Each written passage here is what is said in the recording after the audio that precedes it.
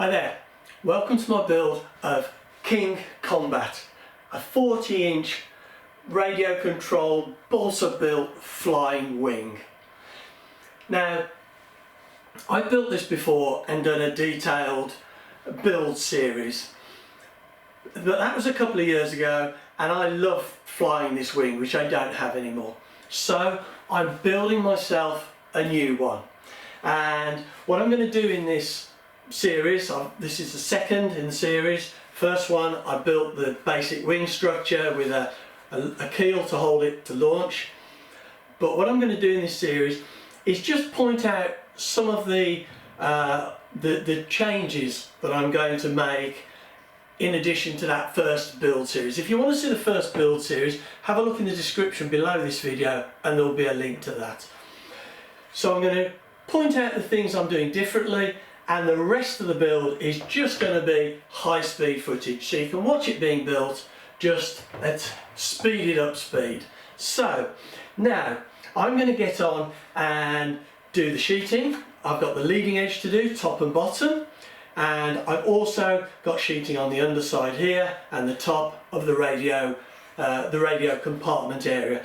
So basically I want to get this more or less finished in this video, and I probably will hopefully get the wing tips on as well. Now, I'll just mention one thing that I'm doing slightly differently in this build that I didn't do in the last build. It concerns the fuel tank. Now, this is a 4-ounce fuel tank, and on the plans there are two suggested areas that you can put the fuel tank. One is quite exposed here and not a particularly good fit on the engine mounts, engine beams. Now, I don't want to do that, and in the last build I actually slotted it in between the spars here like this. Now, this tank wouldn't fit. There is no way it would fit. It was like 4 mil, something like that.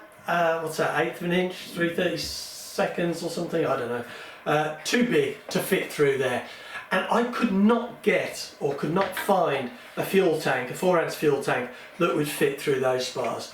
So I made this tank smaller.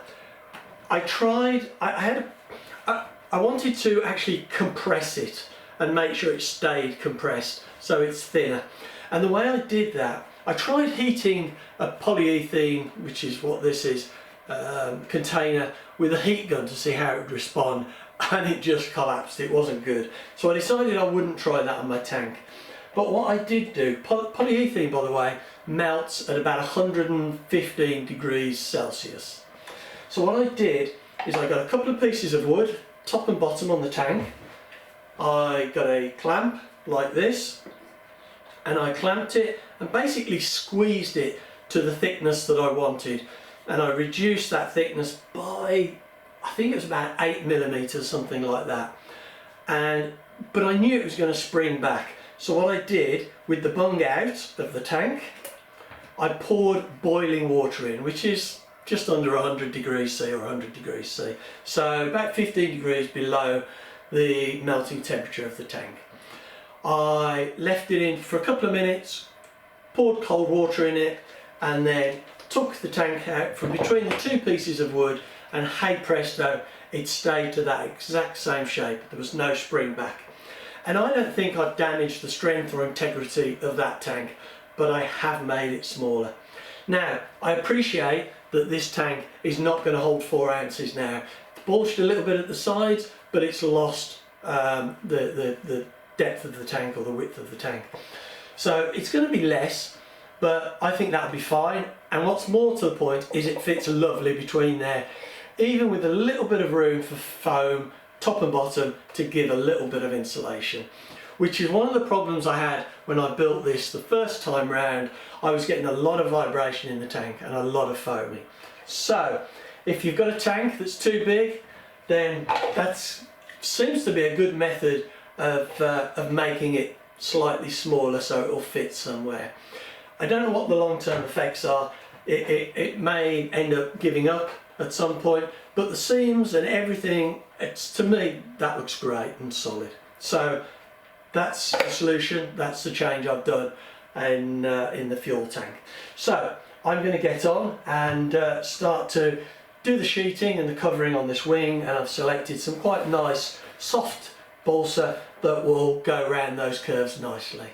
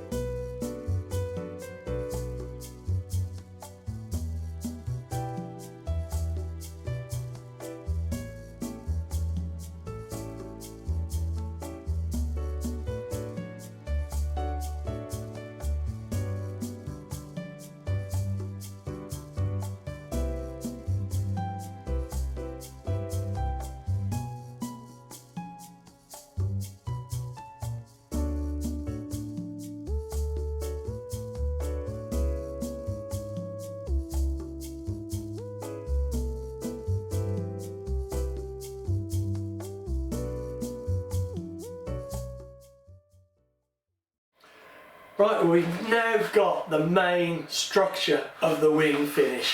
I'm really pleased with it. It's gone really nice and I've given it a good sand. There's still a little bit to do just on these wing tips here, and then a final finishing. I was outside a moment ago sanding this because I was going to get it finished before I film this, but it's blowing a hurricane out there and I was worried I was going to lose this, or it was going to try and snap it out of my hands. I was going to do some damage holding onto it, so I'm going to leave those for a quieter day. I've got the fins in. They're just a really snug fit, and I will hold those in with a dab of hot glue as I did on the previous one I made, and then they can come out if necessary if I need to. If one of them gets damaged, for example, it's not a difficult job to dig them out. Now I've got the bay here for the battery and the radio gear, got the holes for the servos. Now I've got a cover for that, which is this, and I've made a couple of little clips which will just CA onto the bottom of that cover, and that will just hook under that spar there, and then it will screw down at the back here. Now I haven't glued these clips on because somewhere along here the fuel tank's going to go, and until I've got the fuel tank and the electronics sorted out, I don't want to put those clips on just in case they're in the wrong place, and I don't want to have to take them off. So now, oh, and I've got a couple of little strengtheners just to stick on there before I put the horns on the flaperons. Just quickly CA those on.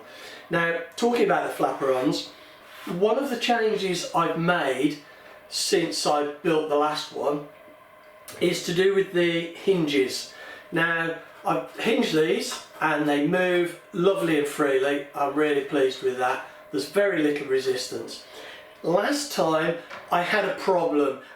It wasn't a problem as such, but these were a lot stiffer because I used bigger hinges, and the flaperon itself was actually twisting, so you were getting more movement here than you were at the end. So you're getting more movement where the horn was, but down here you were getting very little movement.